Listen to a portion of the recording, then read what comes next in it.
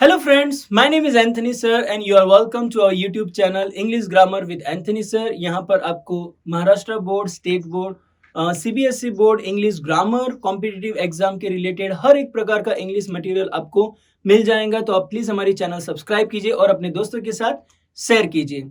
तो आज हम लोग जो सीरीज जो हम लोग ने चालू किया है राइटिंग स्किल का, जिसमें लेटर राइटिंग है, आर्टिकल राइटिंग है, वो सारी स्किल जो है वो यहाँ पर हम लोग कंटिन्यू करने जा रहे हैं। और आज का हमारा जो टॉपिक है दैट इज लेटर राइटिंग और एप्लीकेशन राइटिंग भी बोल सकते हो, and that is for school leaving certificate या तो फिर कॉलेज लिविंग सर्टिफिकेट। उसके लिए हम लोग एप्लीकेशन कैसे लिखेंगे वो हम लोग आज के वीडियो में देखने जा रहे हैं।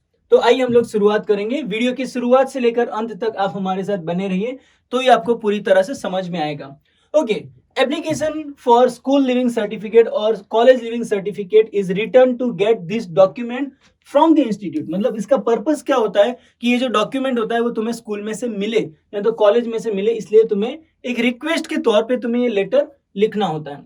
You were previously enrol in and now have completed the term. मतलब पर्पस क्या होता है कि पहले तुम ये कॉलेज में थे और अभी तुमने वो जो कोर्स जो तुम कर रहे थे वो कंप्लीट हो गया, इसलिए तुम्हें ये सर्टिफिकेट मिल सकता है। ठीक है, तो वो सर्टिफिकेट अप्लाई करने के लिए तुम्हें लेटर लिखना है। Okay, next one.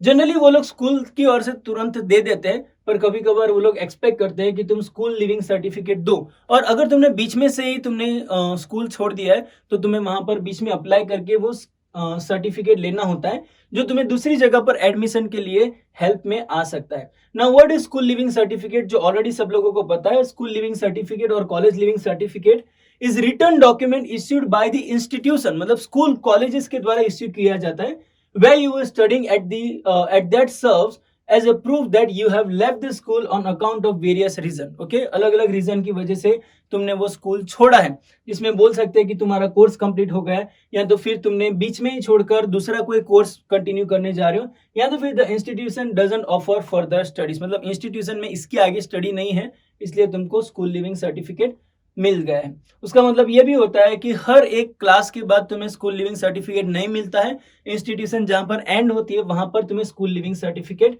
मिल जाता है। ओके, फिर ये सारी इंफॉर्मेशन जो कि हमारे इतनी ज्यादा इंफॉर्मेशन नहीं रिलेवेंट नहीं है, क्योंकि स्कूल लिविंग सर्टिफिकेट के जो मेन पर्पस है वो ऑलरेडी तुम लोगों को पता है। हम लोग सीधा जाएंगे कि उसको अप्लाई करने के लिए हम लोग क्या करेंगे। ये फॉर्मेट है जो हमें यहाँ पर बताया गया है। टू लिखना है, यहाँ पर हमारा एड्रेस वगैरह लिखने की जरूरत नहीं है। वंस अगेन टू लिखना है, फिर डायरेक्ट जो नेम ऑफ द रिसीवर, मतलब जो तुम्हारा स्कूल लिविंग सर्टिफिकेट इश्यू करने वाले हैं उनका नाम यहाँ पर लिखना होता है। नाम मतलब उनकी जो ऑफिस होती है, द प्रिंसिपल। ओके, जनरली वही रहते हैं। फिर उसके बाद वो इंस्टीट्यूशन का नाम होता है, और फिर उसके बाद जगह होती है और डेट होता है, वो बहुत इंपॉर्टेंट है। फिर उसके बाद सब्जेक्ट आएगा और सैल्यूटेशन आएगा। सैल्यूटेशन में हम लोग रिस्पेक्टेड सर, रिस्पेक्टेड मैडम लिखेंगे। फिर उसके बाद जो बॉडी पार्ट चालू होता है, बॉडी पार्ट के अंदर बहुत प्रिसाइज इंफॉर्मेशन लिखना होता है। ठीक है, और फिर उसके बाद सिग्नेचर होता है and name of the writer, students होता है या तो फिर पेरेंट्स होते हैं, और यहाँ पर वापस date and address of the address and the contact number. Generally ये जो एड्रेस होता है वो तुम लास्ट में लिख सकते हो, या तो फिर उसको सेंटेंस लेटर की शुरुआत में भी लिख सकते हो, दोनों भी एक्सेप्टेबल है। ओके, एक एग्जांपल देखेंगे। Application for the school leaving certificate, same sample यहाँ पर दिया गया है। ओके, ये बेसिक इंफॉर्मेशन है जो आपको जरूरत नहीं है। ओके, यहाँ पर एग्जांपल है। A parent can write school transfer certificate letter to the head of the school, the principal, in case he or she wants to withdraw his child from the school. Here is a sample example of application for school living certificate. Okay, 2, सबसे पहले किसको लिखना है, उसका address, नाम वगैरह लिखना होता है, तो 2। फिर उसके बाद डायरेक्ट द प्रिंसिपल। याद रखेंगे प्रिंसिपल का स्पेलिंग PAL लास्ट में आता है, PLE नहीं आता है। PLE जो होता है वो सिद्धांत जो हम लोग सीखते हैं। नेक्स्ट वन, फिर वो स्कूल का नाम है। ओके, और जो जगह है वो जगह का नाम है। अभी सवाल ये उठता है, सर ये सब लिखने के बाद क्या हमें एक लाइन छोड़ना है? ओके, जनरली रूल्स ऐसा है कि जो लाइन छोड़ने का कोई रूल्स है नहीं। ठीक है, पर तुम्हारा जो लेटर फॉर्मेट है वो राइटिंग टाइम पे अच्छा दिखे, और स्पेशली वो लोग जिनकी हैंडराइटिंग जो लेटर्स बहुत बड़े बड़े लिखते हैं उन लोगों का प्रॉब्लम क्या होता है, अगर वो लाइन नहीं छोड़ेंगे ना तो बहुत खिचड़ा वहां पर दिखेगा। इसलिए ट्राई करो कि एड्रेस वगैरह लिखने के बाद एक लाइन छोड़ो, और एड्रेस जो होता है ना वो जनरली 3 से 4 लाइन के अंदर एड्रेस लिखा जाता है। ओके, फिर उसके बाद तुम एक लाइन छोड़ सकते हो, पर जिसकी छोटी हैंडराइटिंग है और कर्सिव में लिखते हैं उन लोगों को वो लोग नहीं भी छोड़ेंगे तो भी उनका लेटर अच्छा ही दिखने वाला है। उसके बाद डायरेक्टली हम लोग चले जाएंगे सब्जेक्ट के ऊपर। यहाँ पर सब्जेक्ट में तुम SUB मत लिखो, सब्जेक्ट पूरा लिखो। और दूसरी एक बात है कि सब्जेक्ट लिखते लिखते तुम्हारी ये पूरी लाइन खत्म हो गई और तुम्हें यहाँ से वापस लिखना है, तो सब्जेक्ट के नीचे से मत शुरुआत करो, यहाँ से ही शुरुआत करो। अंडरस्टैंड? मतलब ये जो जगह है सब्जेक्ट के नीचे की जगह वो खाली रखो।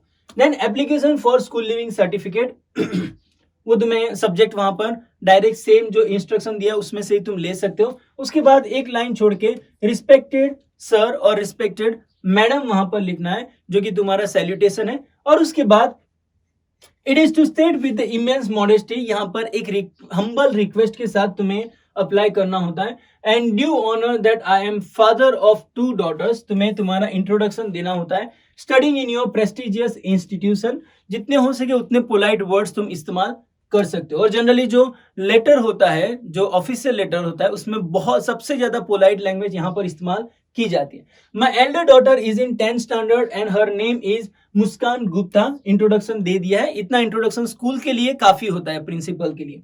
Whereas the other one is in 6th standard and her name is Sakshi Gupta. Okay, दोनों का इंट्रोडक्शन दे दिया है।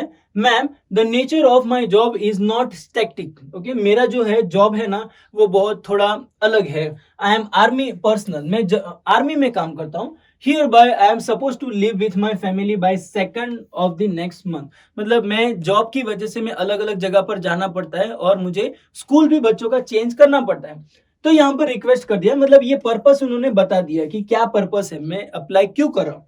It is nearly impossible for me to take a step forward in my career and leave my family here. Okay, मैं ऐसा कर भी नहीं सकता कि मैं मेरे करियर में आगे बढ़ूं और मेरी फैमिली को पीछे छोड़ जाऊं, तो इसे मैं मेरी फैमिली को साथ में लेकर घूमता हूँ। Thus I request you to grant their school leaving certificate, इसलिए उनका स्कूल लिविंग सर्टिफिकेट आप इश्यू करो। I will be highly obliged. Okay, मैं सारी ड्यूटी जो परफॉर्म करनी होती है उसके लिए तैयार हूं। Thank you. उसके बाद थैंकिंग यू लास्ट में तुम्हें बोलना ही है। ओके, क्योंकि ऑलरेडी तुम्हारा प्रोसेस हो ही जाएगा ऐसा बिलीव करके तुम्हें थैंक यू बोलना है। फिर योर्स ट्रूली बोलो या तो योर्स फेथफुली बोलो। कुछ लोग क्या करते हैं, वो लोग यहाँ पर एपोस्ट्रोफी एस लिखते हैं। याद रखेंगे एपोस्ट्रोफी एस यहाँ पर नहीं आता है, यहाँ पर योर्स साथ में आता है। और फिर उसके बाद जो नाम है जिन्होंने लिखा है वो उनका फोन नंबर और उनका एड्रेस तुम यहाँ पर डायरेक्ट लिख सकते हो। ओके, तो ये बहुत इजी फॉर्मेट है। और सबसे इंपॉर्टेंट है यहाँ पर बॉडी पार्ट, जहां पर तुम इंट्रोडक्शन देते हो, तुम्हारा पर्पस देते हो और फिर तुम्हारा जो रिक्वेस्ट होता है वो बोल देते हो, लास्ट में थैंक यू भी बोल देते हो। ये 4 पॉइंट आने ही चाहिए। ओके, और यहाँ पर जो क्लोजिंग होता है वहां पर yours truly, yours faithfully, yours sincerely. Spelling अगर डिफिकल्ट जाता है तो ये वाला सबसे इजी स्पेलिंग है, ट्रूली, योर्स ट्रूली तुम लिख के फिर उसके बाद तुम्हारा एड्रेस लिख सकते हो। इस प्रकार से क्या हो जाएगा, आपका जो लेटर है वो बहुत आसानी से खत्म हो जाएगा। ठीक है, तो स्कूल लिविंग सर्टिफिकेट के लिए तुम इस प्रकार से लेटर अप्लाई कर सकते हो। ये बहुत इजी फॉर्मेट है और यही फॉर्मेट भी आप अप्लाई कर सकते हो। और कुछ सेंटेंस यहाँ पर जो है बहुत आसान है, बहुत अच्छे भी है, तो यही सेंटेंस आप आपके राइटिंग स्किल में ऐड कर सकते हो और आपका लेटर बहुत अच्छा हो जाएगा। आई होप आपको ये अच्छी तरह से समझ में आ गया होगा।